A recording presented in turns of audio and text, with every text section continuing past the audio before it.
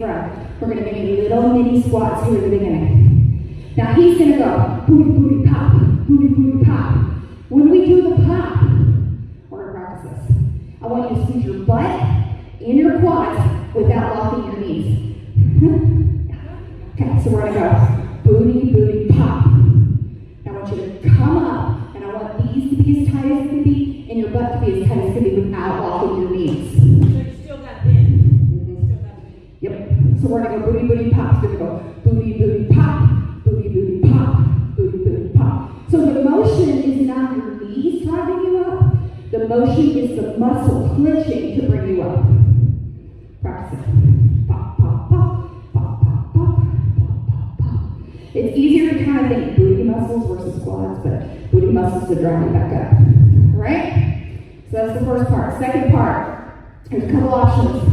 If you find that you get lost in the arms, don't do the arms. If you find that you're like, I don't like all this twerking stuff, you can just pulse, okay? But we are literally, oh, booty is going, okay? So I'm not just doing my hands. The whole time, my pelvis is coming up and down.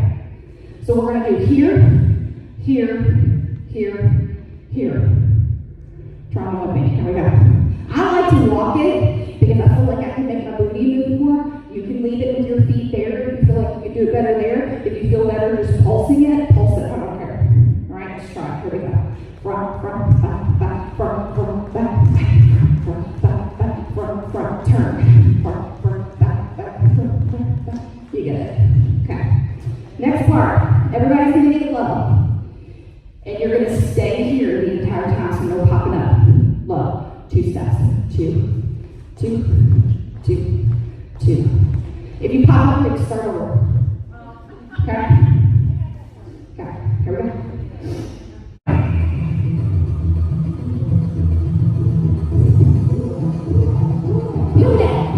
Who that?